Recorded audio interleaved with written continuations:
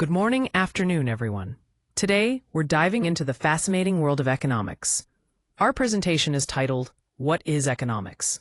And we'll be exploring how decisions are made when resources are limited, whether by individuals, businesses, or governments. Through this journey, we'll gain a better understanding of the principles that guide everyday choices and the bigger picture of economic activity. So, let's get started. Economics can be summed up as the study of how societies manage limited resources to satisfy unlimited wants. At its core, it's about making choices, deciding what to produce, how to produce it, and who gets what. Because resources are scarce, every decision involves trade-offs, and these choices lead to consequences that affect individuals and societies as a whole. Understanding this helps us make better decisions in both personal and broader economic contexts. Here we're looking at the crucial concept of scarcity and how it forces us to make trade-offs. The image of shoes at a crossroads between sloth and vitality perfectly illustrates the choices we face. Resources like time, money, labor, land, and natural materials are all limited. Because we can't have everything, choosing to use a resource one way means giving up the opportunity to use it differently. This fundamental constraint shapes all our decisions, making trade-offs an inevitable part of how we manage scarce resources. Here we have two fundamental branches of economics. First, microeconomics, which zeroes in on the smaller picture: households, firms, and individual markets.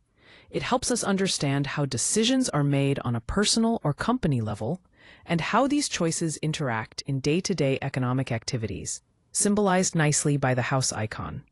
On the other hand, macroeconomics takes a step back to look at the bigger picture: inflation, unemployment, economic growth, and the overall health of the economy. This field examines broad trends and factors that influence the economy as a whole, represented here by the globe icon.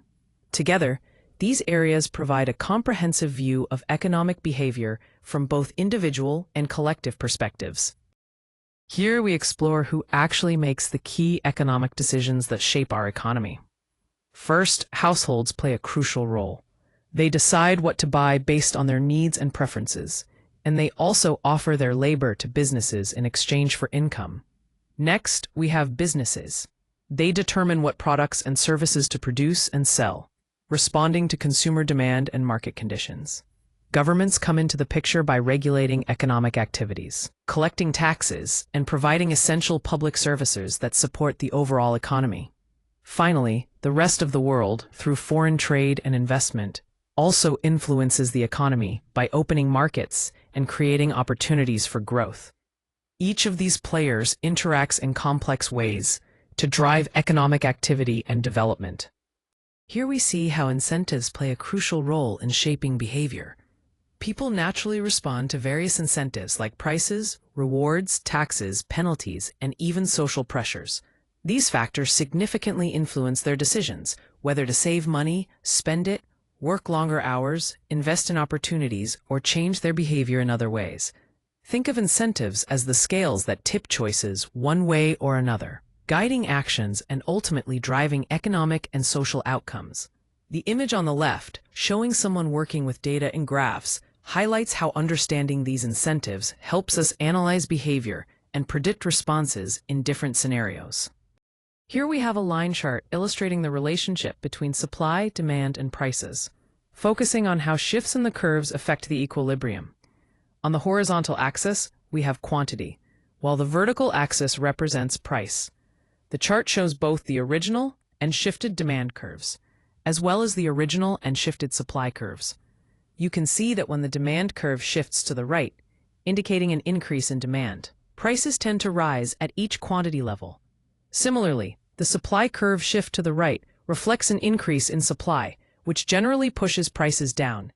These shifts are crucial for understanding market dynamics, because they help explain how changes in external factors influence prices and quantities traded. Notably, the intersection points between supply and demand curves before and after the shifts indicate the new equilibrium price and quantity, demonstrating how markets adjust over time. When we talk about markets, we're essentially looking at the platforms or systems where buyers and sellers come together. This connection is crucial because it influences several key factors, such as the quality of goods and services available, their prices, and even the pace of innovation. Markets aren't just places for exchange. They actively shape the experiences for both consumers and businesses. Now, competition plays a central role in this dynamic. It acts as a driving force that encourages improvements, whether that's better products, more efficient services, or innovative solutions. Depending on the structure of the market, competition can lead to very different outcomes. In some markets, intense competition might lower prices and enhance quality, while in others, less competition could mean higher prices or less variety. So, understanding this interaction between markets and competition helps us see why certain products cost what they do, and how businesses strategize to meet consumer needs. The image here nicely illustrates a typical market scene where this exchange and competition take place, showing the vibrant and diverse nature of these economic interactions. On this slide, we have a stacked bar chart that illustrates 5 key economic indicators over a 5-year period. The indicators include GDP growth, national income level, consumer spending, and productivity change. Looking at the chart, we can see that GDP growth fluctuates slightly, peaking in the second year at 3%, then dipping to 1.5% in the 4th year, before recovering somewhat in the 5th year. Meanwhile, the national income level shows a steady increase each year, starting at an index value of 100 and rising consistently to 117 by year 5. This indicates a gradual but sustained improvement in overall income levels. Consumer spending follows a similar pattern to GDP growth, with a slight dip in the 4th year, but generally maintaining growth around the 3% mark. Productivity change remains relatively stable throughout the period, hovering just above 1%, which suggests consistent but moderate improvements in efficiency. Together, these indicators give us a comprehensive picture of economic performance, highlighting growth trends, income improvements, and spending behavior. Understanding these patterns is crucial for making informed economic decisions and policy planning. Here, we're focusing on 3 crucial economic indicators: inflation, unemployment, and economic growth. Starting with inflation, this occurs when prices rise across the economy, which means the purchasing power of money decreases. As prices go up, consumers find it harder to buy the same amount of goods and services as before. Moving to unemployment, this tells us how fully the labor force is being utilized. When unemployment rates are high, it means many people who want to work can't find jobs, indicating underused labor resources. Finally, economic growth reflects changes in living standards over time.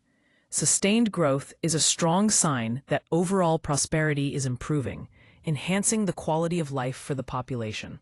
The image here highlights the connection between financial data and the real-world impact these factors have in individuals and the economy.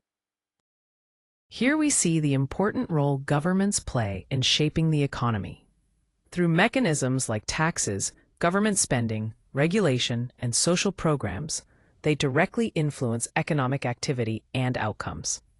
Public policy is crafted with the goal of promoting stability, ensuring fairness, protecting safety, and fostering sustainable, long-term growth. At the same time, policymakers must carefully balance competing interests and trade-offs to achieve these objectives. This image of the White House reminds us that government decisions made here and around the world have a profound impact on economic life. Let's focus on the concept of global interdependence. Countries today specialize in producing certain goods or services and engage in trade through complex global supply chains. This involves imports, exports, and investments that connect economies around the world. Trade offers many benefits, such as expanding the variety of products available to consumers and improving overall efficiency in production. However, it's important to understand that it also creates winners and losers. Some industries or workers may benefit greatly, while others might face challenges. The image of the cargo ship here represents the physical movement of goods that makes this interdependence possible, highlighting how connected our global economy truly is.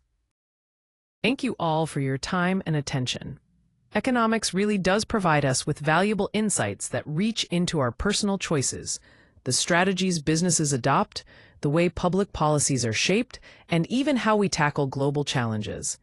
I hope this presentation has helped you see economics not just as a theoretical subject, but as a practical tool that helps us think clearly and make better decisions in everyday life. It's about understanding how we're all connected, much like the hands in this image, working together, supporting each other, and building a stronger community through cooperation and shared understanding.